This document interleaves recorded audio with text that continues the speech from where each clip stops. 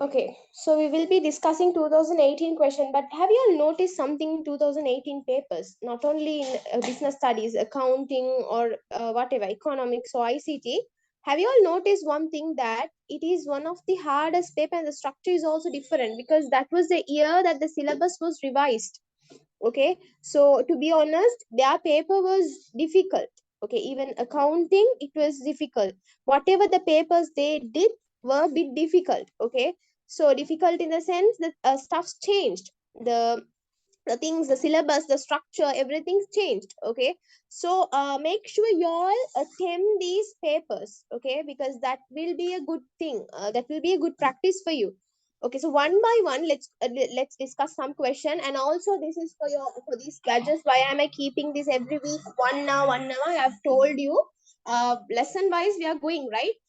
This will really benefit because at last you don't need to go for past paper class, you can just refer to this and finish it off. Okay, not only, actually it's one of the, okay, so one of the, actually the thing is the structure is even different. Even the business studies, whatever, the accounting paper was very tough.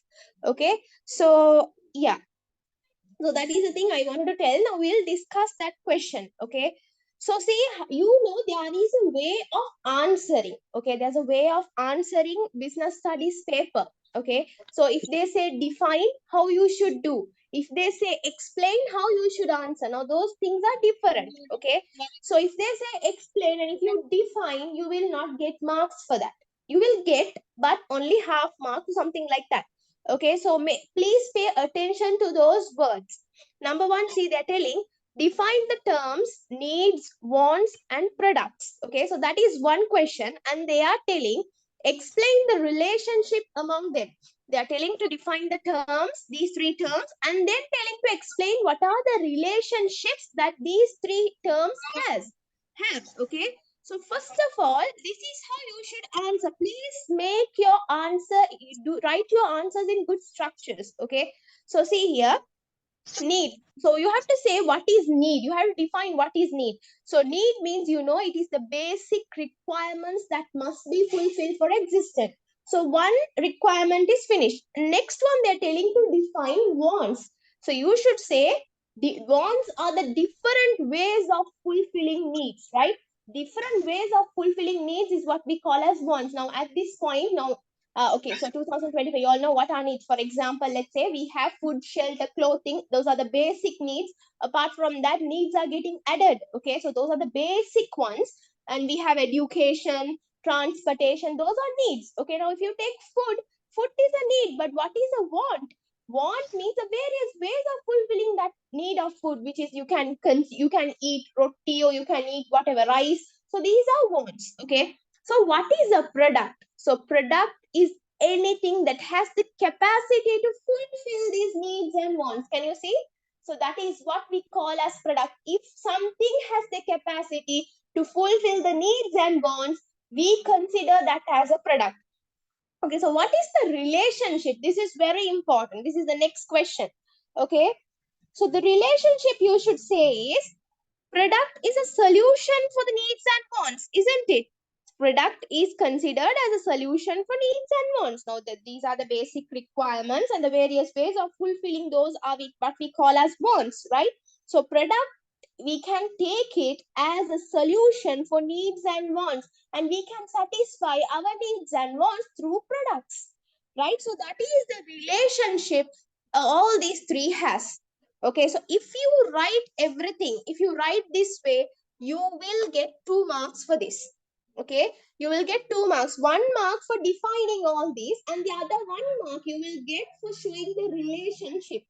Okay, so if you write in a proper structure, the examiner will impress. Always I'll tell you, impress your examiner. Okay.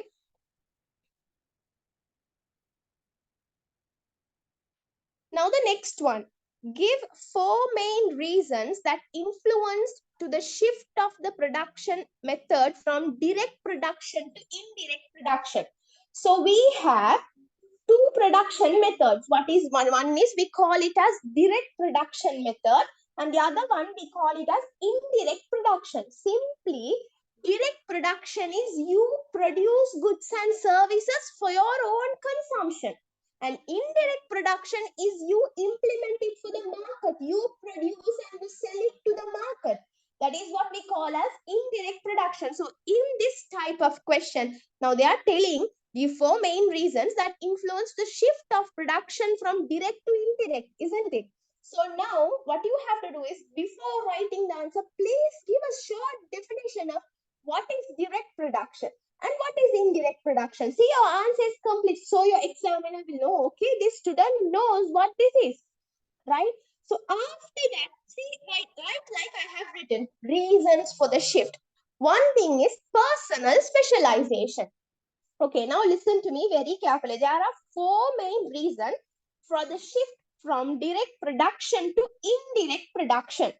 The first reason is personal specialization. Okay, now can you, okay, now what to say? Now, do you all know the development of business? Raise your hands if you all know the development of business.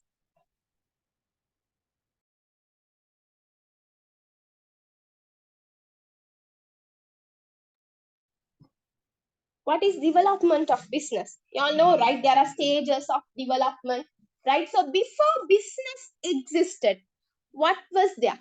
What happened? How did people fulfill their needs and wants before business? Okay, that time is what we call as self-sufficient economy, where people produced whatever they wanted. They satisfied all their needs and wants by doing self-production.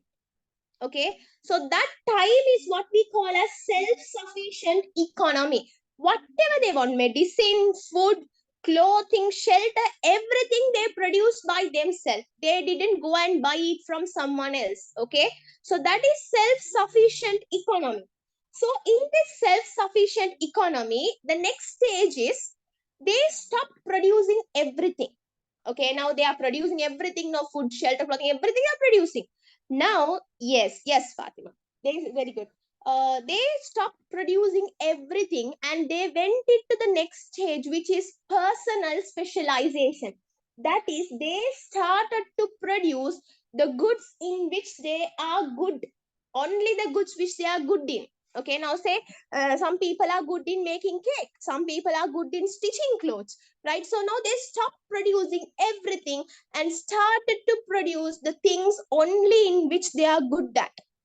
Okay, so that is the first reason for the shift from direct production to indirect production.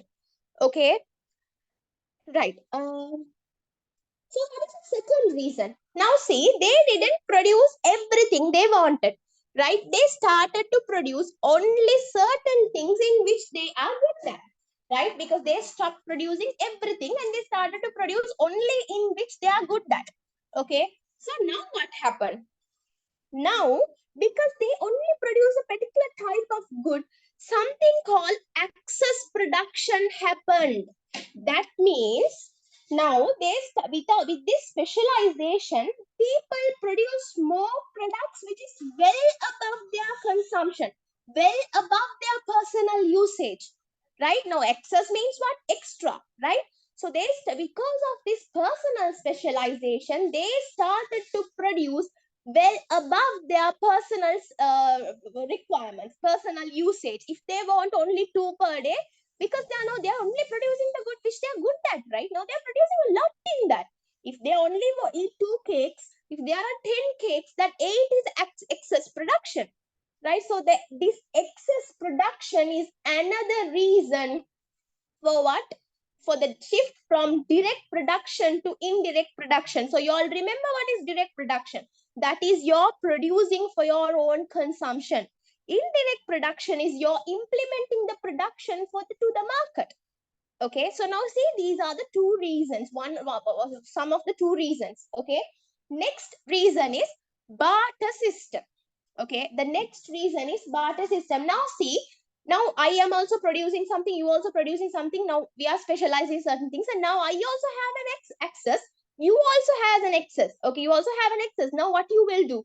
Now we will try to exchange it with each other. Maybe I am making cakes, you're making let's say you're making pizzas or something. Now I need pizza, so I'm giving my cake to you and taking your pizza. Okay, so that is exchanging. So that without any usage of money, right? There's no usage of money. I'm exchanging goods for goods, and that barter system is another reason why there's a shift from direct production to indirect production. Okay, or you can also include something with this third point, which is usage of money. Now after that, because there is something, because there are some problems in barter system, people started to use money. They started to use medium of exchange, isn't it? You understand? So that also can come as the third point. You can write barter system, or you can put slash and write usage of money as well. Okay, and the next one is we have trade. Now, what happened when you are exchanging goods and services among two or more parties for a monetary concern? What do we call that? We call it as trade. So, trade is another reason why there was a shift. Why there was a shift from direct production to indirect production. Okay. So, if you had understood this question, raise your hand. Because if you write answers for this question and this question, you get 4 marks.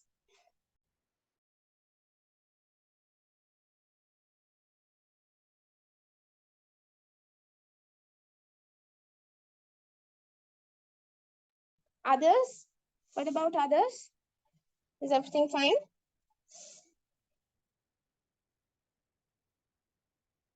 Okay, guys, great. So now let's go to the next question. Question number 2, A part. Now see the question. New generation is reluctant to get involved in agriculture. Give 4 reasons for this. Now, new generation, now you and me, okay, will we like to start, be a farmer? Will we like to invest in agriculture, involved in agriculture? No. What are the reasons?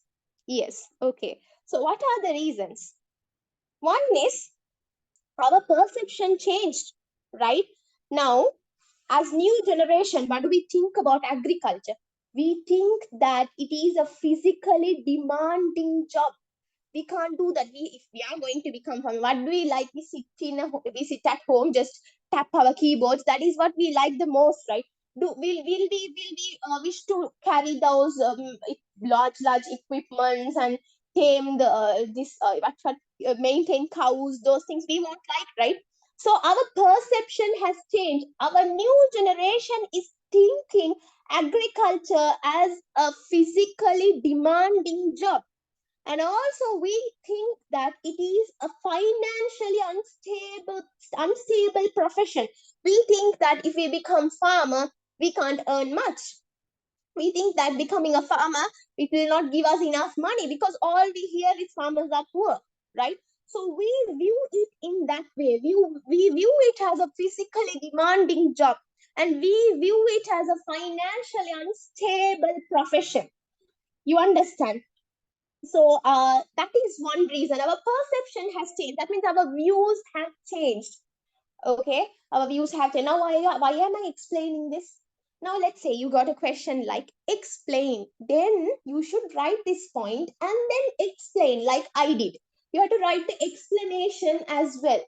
You understand? So what you do is, it's okay if you start writing. If you are 2025 to 24, I am recommending you to please write. If you are 23, if you feel like very lazy to write, I have a lot of things to write, I can't write, I'm so tired, listen at least, because for y'all it's like y'all are used to this, right? Next one, urbanization and globalization. Now what is this? Urbanization means what? Turning into cities, right? Now cities are developing because of that, and also because of globalization. Now let me explain you this. Okay, so now because of these two reasons, young individuals like us, okay, we all have a wide range of career choices. Do we only have to become a farmer, or is there a rule like in the ancient times, if you're a son or daughter of a farmer, you should become a farmer? Is it like that? No, because of urbanization and globalization, this what happened is many new wide range of career choices are available, right? Not only these traditional agricultural occupations we have other options. We have IT sectors, right? And we also have like business, in business field, aircraft, that and this, we have a wide range of choices. So we don't even think to the side of agriculture. You understand? So that is the second reason, urbanization and globalization. And the next one, short-term profit motive. What does this mean? Now, people like us, okay, young individuals like us, we prioritize immediate financial gains, right? We expect to get financial return immediately, like mean quickly. Right now, if we today, if I do, tomorrow I want it. Okay, like that. No, we are like that, isn't it? So, because of that reason, we think that agriculture is lacking in short-term profitability. Obviously, if you are into agriculture, you can't earn quick profits. You can't make quick profits in short run. It will take some time, and even if you're being a farmer, okay. So what we are happening is we are interested to carriers that are providing quicker returns, right? That are giving better profits than this, right? So that is another reason why there is, we all have a short-term profit motive. We don't think for a long-term profit motive. Even sometimes, mostly it's not successful agricultural phase, right?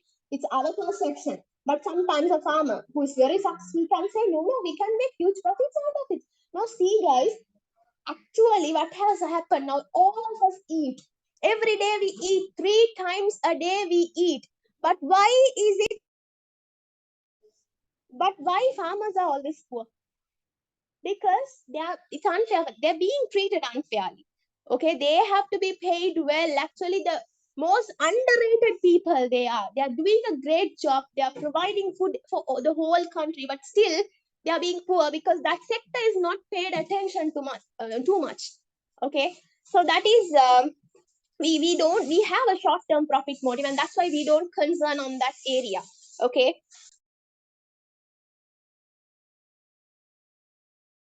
Next one, lack of agricultural skill. Okay, this is another side. We can think now, people like the farmers and the son of farmers or grandson of farmers, they will know these agricultural skills. You have seen a movie, right? Someone who came from London and he was exposed to this area. He didn't know how to do agriculture, right? We don't have those agricultural skills. We don't have those. We don't know how to do it. So we can't do it. Even if we go now, we have to struggle a lot and only come. We have to get to know about this, isn't it? Yeah. So we don't have enough knowledge and experience to get involved in this agricultural sector.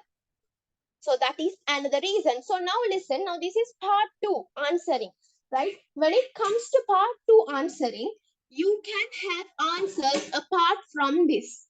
There is no rule saying that you should write the answers only which are there in the marking scheme. There is no rule like that. There are some teachers, I'm always telling this in every classes, because there are some teachers who had told that you have to write whatever they are exactly which is there in the marking scheme. Not like that. Okay, trust me, not like that. I studied under a very well experienced business studies teacher, a lecturer. Okay, so he even told the same thing. It's not like that. Okay, so please don't get in this thing like we have to only write this. Now your mind can think something better than mine, isn't it? So if you can think of answers apart from this, you can go ahead with that, but it should make sense. Okay, right. So question number 3, write 2 specific characteristics of macro environment. Okay, wait.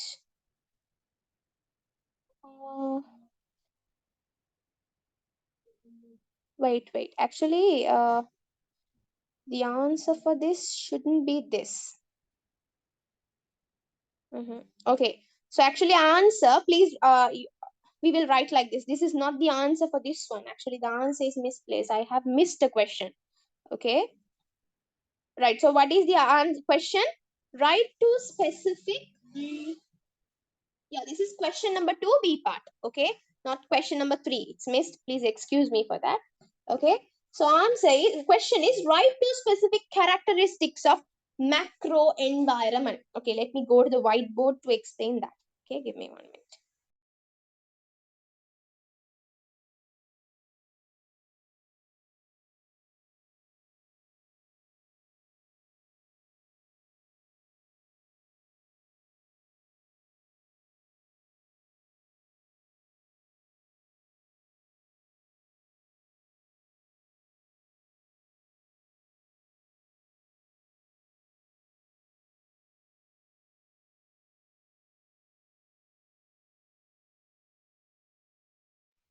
Guys, check whether you all can move this whiteboard.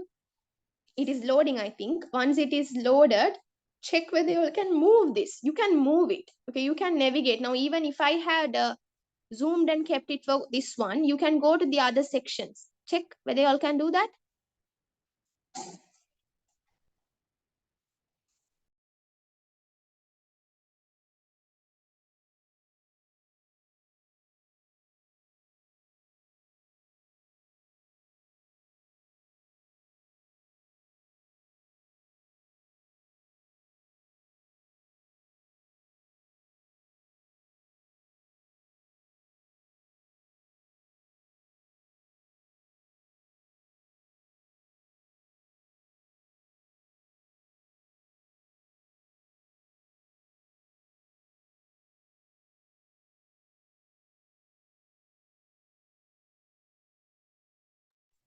Okay, guys, I was muted all this time. Okay. So guys, thing is I was speaking and I was muted. Okay. So now the thing is, guys, this is the paper structure of part 2.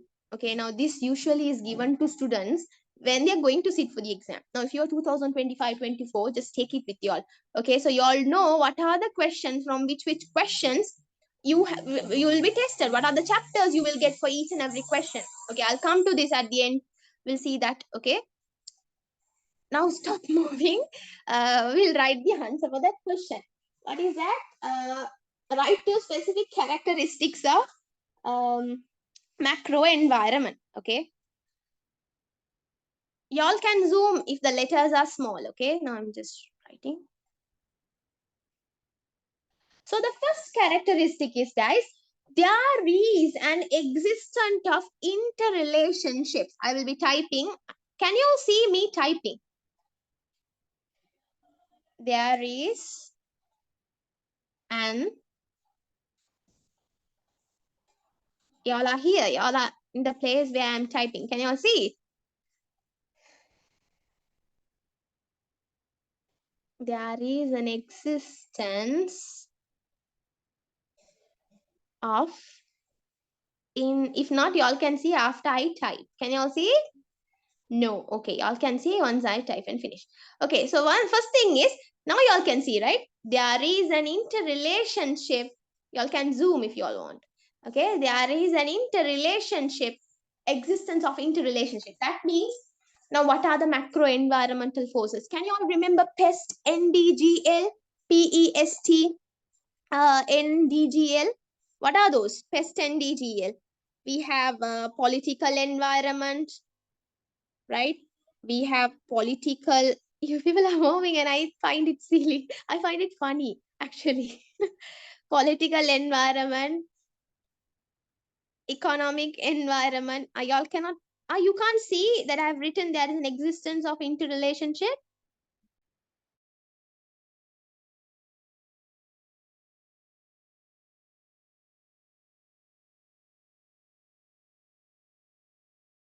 Right, you can see that. Others, you will be seeing once after I type, okay? So what is PEST, NDGL? P stands for political environment. E stands for economic environment. S stands for social and cultural environment, right? T stands for technological environment. I'm typing those. Once I type and finish, you can see, okay? Technological environment.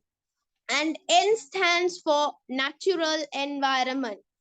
And D stands for demographic environment. And the G stands for global environment. Okay, G stands for, I think now you can see it. Now you see it. Let me type and finish. A little bit of patience would be appreciated. demographic environment.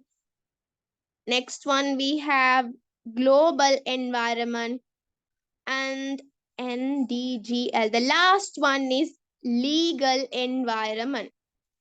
Okay, the last one is legal environment. Can you see now? These are the macro environmental forces. Okay, these are the macro environmental forces. Okay, so now these macro environmental forces have interrelationship like friends. Okay, economic and political environment can have a relationship. Okay, and social and cultural environment can have a relationship. Natural, geographical, demographical can have relationship. Like that, there is an existence of interrelationship among these macro environmental forces. Okay, so that is one characteristics of it. Now if I want to give you an example, okay, now I am telling you a statement. Over 2/3 of the population use the internet in their daily life, daily work. Okay, now listen to me carefully. Over 2/3 of the population use the internet in their daily work. Okay, what are the two environmental forces that are interconnected in this statement? Over 2/3 of the, what did I say? Yeah, over 2/3 of the population use the internet in their daily work. Okay, so one person said global, social, and technological.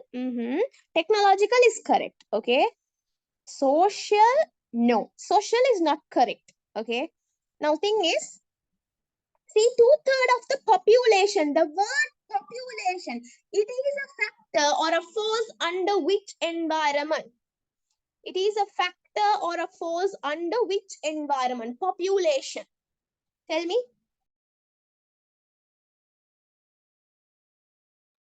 No, not global. Population, the term. Very good. Demographic. Okay. But that's a good try. Okay. So the term population, the population, it is a factor or a force under demographic environment. So that is the one environment, the one macro environmental forces that is related to that sentence. Okay. And the next one, I told you technological, right? Over 2/3 of the population use internet in their daily life, right? So that is technological environment. Can you see? Now this macro environmental forces, they have interrelationship between each other. So that is one characteristics. Okay. And the next characteristic is, now tell me, macro environmental forces, is it coming under internal environment or external environment? Give me answers.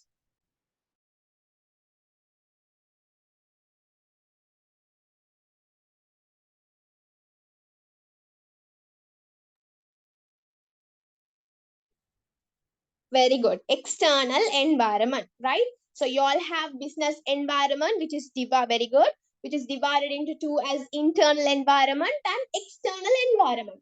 Under external, you have closed environment, or we call it as task environment, or we call it as immediate environment.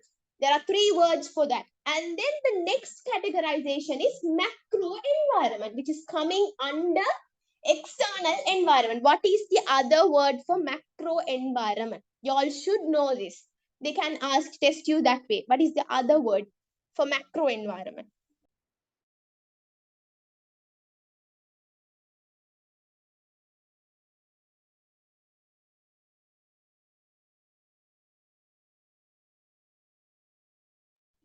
For macro environment, we have another word. What is that? Very good. General environment. Okay. Very good. Very good. That's correct. Okay. So now this macro environment, can you control it? You can't. Can business control macro environment? Okay, can business control external environment? When it comes to task environment, they can control it up to a certain extent. Okay, now it's like this, guys. Let me draw. Okay, let me draw. I hope you all know this, but okay, give me 1 minute. Okay. Okay, so you all have a business environment, right? It's divided into two as internal and then external, right? So external is divided into two as what? A closed environment, or we call it as what is that? I even forgot. A macro environment. Okay. So now this closed environment, they are outside but still close to you, like your friends. Okay, you can control them up to a certain extent. Now let's say your friend is going to do something shit. You told him or her, please don't do this.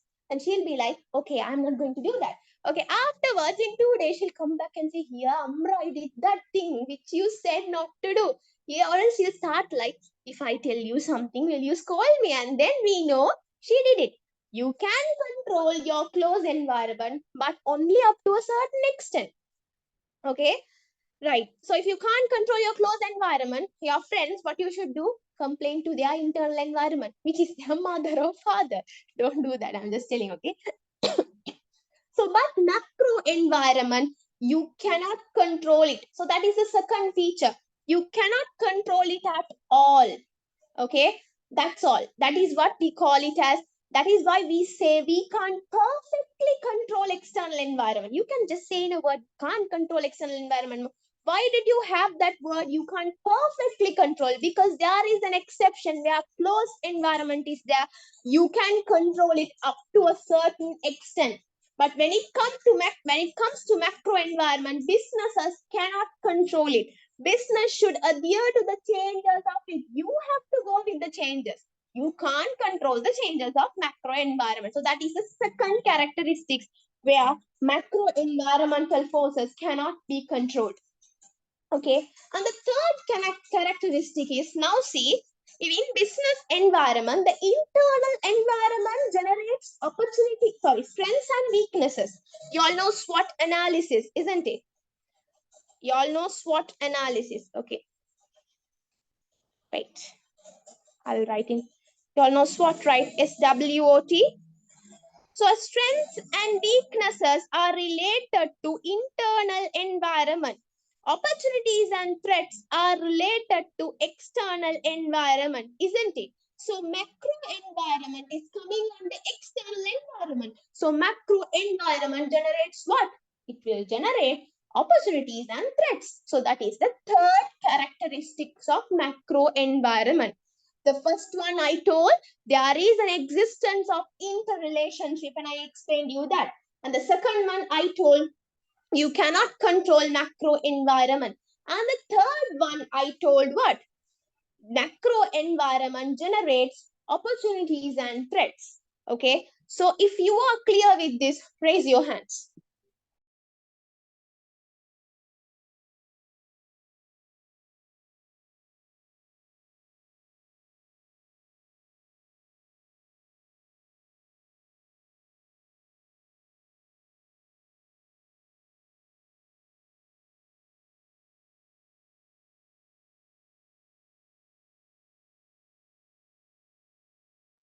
Okay, good guys, good. Okay, y'all can lower your hands. Great. Be attentive. Answer the questions. Okay. Very good. This is how you should be. Fine. Now I'll come to this one later. Okay. Now let's go to the question. Let's finish 2018. Okay. So what was I telling? 2018. Question 3, right? Question 3. Actually, question 3 is misplaced here. Okay. I have given question to be part question and given the answer of question 3. Okay. Please excuse me for that because I didn't notice it.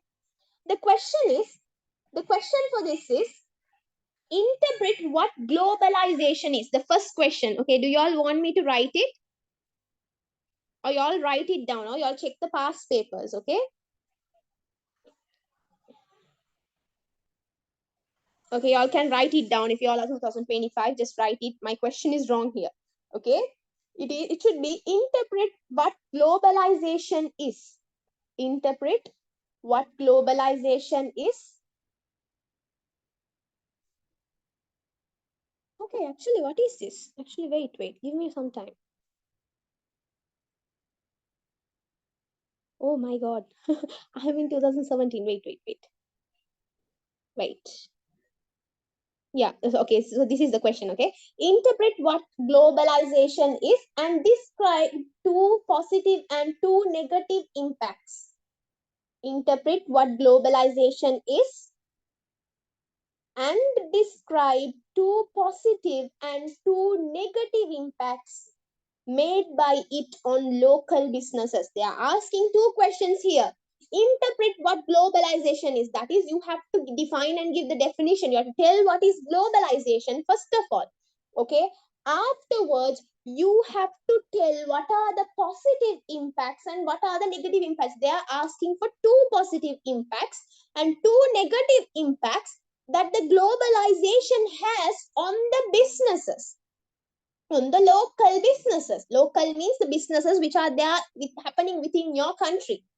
Okay, they are telling, asking you to interpret what globalization is, and they are telling you to mention two positive, that means advantages, and two negative impacts, which is disadvantages of globalization on the local businesses. Okay, so what is globalization?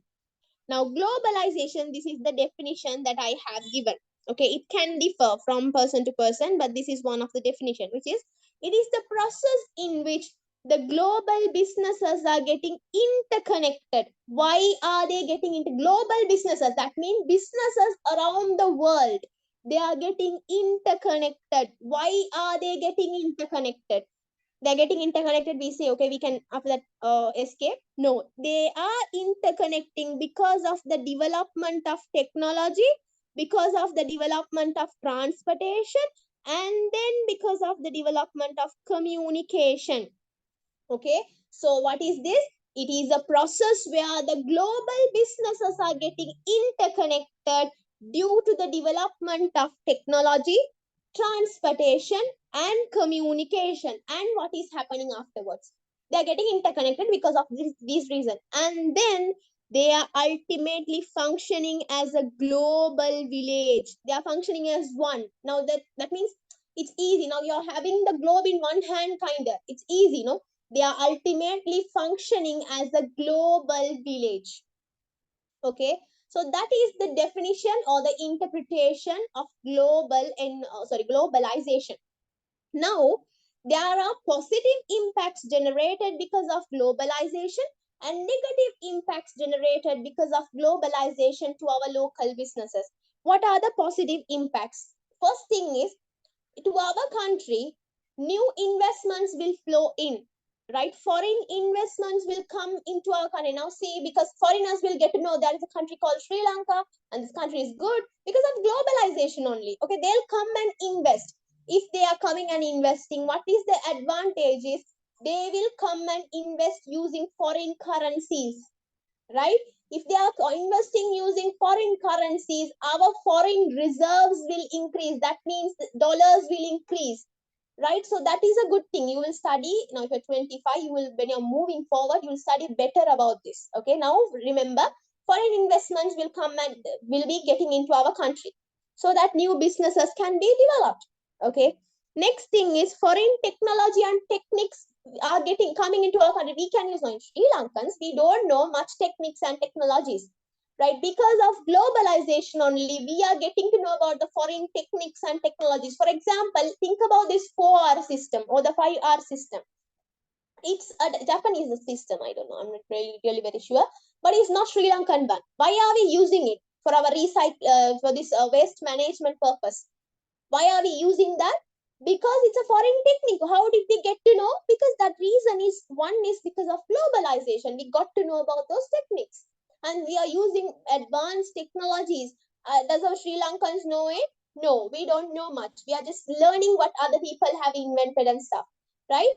So that is another reason. And job opportunities in foreign countries. You get job opportunities in foreign countries. How many people are migrating? Okay, so if they are working there, they will send direct remittances to our country. That is, they will send money. Yes, Japanese concept. Yes, that's correct. That's correct. 4R is Japanese, and now it's 5R. They have also include refuse as a new thing. Okay, good.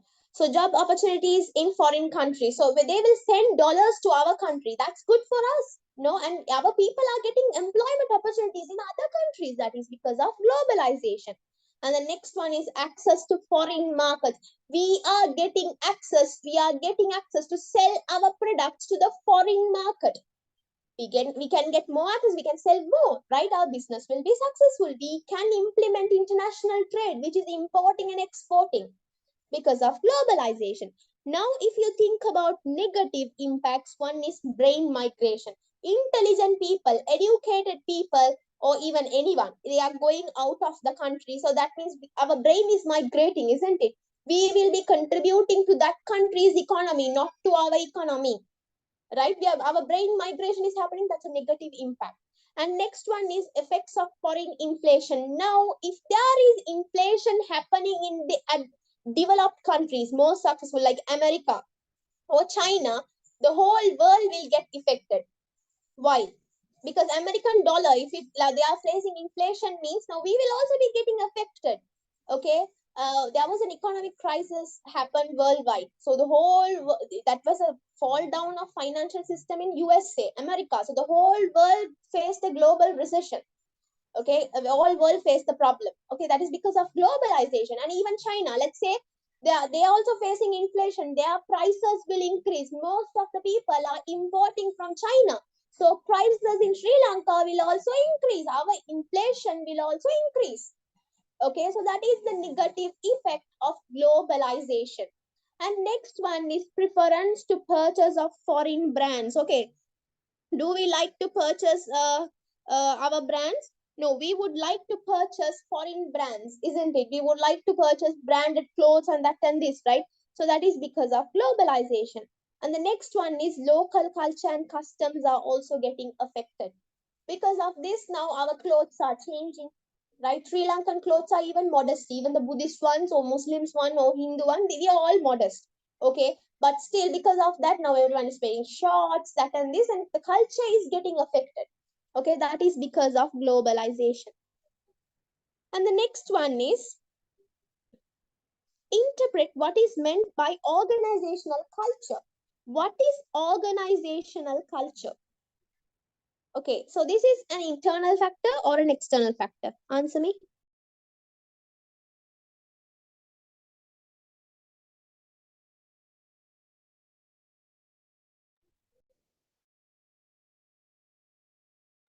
Yes, Hafsa, that's correct. It's internal. Yes, that's correct. It's internal. Okay. So what is organizational culture? Now that is the values, the beliefs, the attitudes, the habits, the behaviors, which is followed among the individuals of a business. Inside the business, you have employees. What are the values followed by them? The attitudes of them, the norms of them, the habits, the laws, behaviors of them. This is what we call as organizational culture. Okay, simply they're asking for definition. That's all. Write and finish it off. Okay. Now here they are asking, explain a strength and a weakness of the organizational culture, giving an example for each. Okay, you can explain strengths of organizational culture and weaknesses of organizational culture. Okay, and you have to give an example for each. Now they're telling, now see, if your organizational culture should be positive, you should have your relationships based on trust with your employees. Everyone should be operating in trust. They should not conflicting, right? So relationships should be based on trust. And next one, there should be cooperation. Teamwork should be there. And the next one, respect others. You should respect each and every one. You have to respect other cultures, right? And the next one, having a positive evaluation and value system. That means when the business, when the owner or the manager is evaluating, or when they are valuing the employees, give a positive value evaluation system. Value them in a positive way. Okay, so that they will have a good mindset to work. Okay, so those are strengths. You can write either one. If they're asking one, write two. Okay, next one, weaknesses, cultural ties. One thing is, now see, I told you, they have the mentality, they're trapped in a way where they are like, they can't change. We won't change because this is how we are. Okay, so cultural ties are there. Now we won't agree with them. It's our culture, something like that. It's a weakness. Okay, and unequal treatment. One is they are based on some biases. For example, you're a male, you're a female, female can't get job, something like that. And next is you're a Buddhist or you're Hindu or a Sinhala, we can't give job. That is, or else we'll treat you like this only. That's biasing. Okay. And hierarchical mentality. That means you all know there's hierarchies, right? There is hierarchies now. Okay, there is no triangle. First of all, wait, give me 1 minute. Okay, so if you take the managers, okay, there is top level managers here, and you have middle level managers and the lower level managers, and you will also have the employees coming under. There's hierarchical treatment. That means he won't talk with these people. Here I can't talk with them, and I only should get 2 cakes. When it comes to evening snacks, I need 2 cakes. Okay, I'm talking about cakes because I love cakes. Okay, so I need 2 cakes or something like that. There's hierarchical treatment because I'm a top level manager. So that is called hierarchical mentality. Okay, and the next one is conflict among employees. Employees are conflicting with each other. Okay, so that is a weakness in the organizational culture. Okay, we are coming to the last question.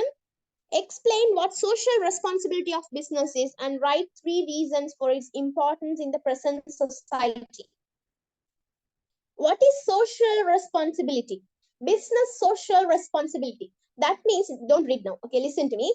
Now don't read. You know why I'm telling not to read? Because if your eyes will read and then you will not, you will go to that and you'll think the definition is hard. Okay. So social responsibility means, business social responsibility means you're conducting the business activity in a manner where you're fulfilling all the expectations of stakeholders. There are stakeholders, isn't it? There can be who? Customers, there can be suppliers, employees, managers, all these are stakeholders, isn't it? So you're conducting your business activities in a manner where you're fulfilling the expectation of all of them. Everyone will have expectations. Customers will expect to get the product in a low price, on a reasonable price. That's fine, Rima. That's okay. Okay. And suppliers, they would expect to get paid quickly, right? You're going to pay them quickly. You're not going to delay their payment. They have expectations. So if you are a socially responsible business, that means you have to conduct your business activity in a manner where you're fulfilling the expectation of all the employees. Okay, so I got a message. What is it? And also having a concern about the wider community and can also be added, right? Yeah, you can add that as well. To define VSR, you can also add that. That's great. Okay, I told you the different definitions differ from person to person. That's fine. Okay, so this is the easiest way. Now you know what, in my class I don't use technical terms. Okay, sometimes now you know, because now like 2025 students, they are just straightly from O level, right? Now if I use technical terms, they'll feel like business studies is difficult. I'll tell you one secret, guys. Business studies is the easiest in your A level subject. One thing is, it's broad. You have a lot to study, but it's the easiest. Okay, don't get scared or don't get this by technical words. Some people find it technical, some words. Okay, it doesn't need to, your English doesn't need to be advanced. Okay, it should be understandable. But if you know advanced English, use it a bit, but don't use too much. You know what, sometimes these people who are marking the papers, examiners, they don't know much English. They only know little English. So with irritation, they'll cut and go. Okay, but your answer, that can be included. That is, I'm not telling that's an advanced English term, that's correct, but I just remembered it because I've seen some tutes. It's like a degree tute for me. If I'm reading it, I feel like these people will find business studies difficult.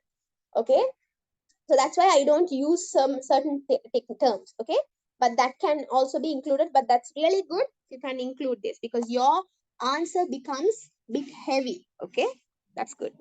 Great.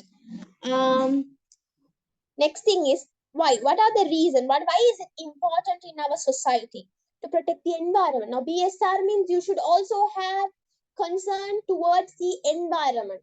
Okay, so to protect it, you want it. And next, to use your resources efficiently in your environment, in your society. You should not waste your resources, right? You should have concern towards that as well. And next one, generating jobs. Okay, you have to generate job. That is, you're doing something for the society. You're doing something to the government as well. You're trying to make them achieve the goal of full employment, right? You're generating income opportunities to the people, right? So that is important. And next one, you're providing reasonable salary to your employees. You're not paying them less to what they are for what they are working. And next one is providing a reasonable return for the owners. Owners should also be concerned, isn't it? Okay, guys. So, guys, we are done with 2018 question, and I weekly conduct this paper class 1 hour. Okay, it's free. Chapter 1 is over. Next, I'll be moving to chapter 2, which I'll be starting from MCQ part 1 and then going forward with part 2. Okay, and certain things I want to say, always have the mindset. People, sometimes some teachers say business studies is hard because then you won't wait without studying. No, there are some students, if you say it's easy, they'll feel like easy, no? We'll see it at the end. Not like that. Not that easy, huh? It will be easy if you're in the flow. If not, I told you it's broad. There's a lot to study and you'll feel like it's difficult and boring. Business studies is not at all boring. It's so interesting. Okay, it's a theoretical subject and I'm a person who likes theoretical subject more. Okay, it's very interesting. Study it like a story. You don't need to even by heart. Okay, I'm telling you. And what else? Okay, if you're 2023, study well. You only have around 48 or 7 days. Study well. And if you're 2025, please hold the grip. Don't lose it. Okay, or 24 even. You also have time. Okay. Please hold it and go with the flow. Don't go. Friends will come here. It's time to enjoy. No, no. This is not the time to enjoy. I am not a granny. I'm not a grandma. I'm not an auntie also. But I have come past your age and come. We will think that this is the age to enjoy. No, it's not the age to enjoy. This is the age to work hard. And you can chill in your 40s and 50s. Okay? Yeah, okay. So, no, dear. I'm not conducting discussions for accounting. I'm only doing theory classes and past paper classes and some free classes to business studies students. Okay, even for 2023, I'm doing free classes every week. Okay, I'm doing papers, more questions for not past papers, model papers. If you're not in that group, let me know. I will add you. Okay, I'm also giving them free exams because I feel like there are some people who will need it. Some people who can't afford to go, and y'all will need it, right? So I'm just giving it because it's not only about earning money. It's also about doing something to the society, right? Okay, so yeah, please study well. That's all. And if you all have anything, you all can ask me. If not, take care. Bye bye. Thank you for participating.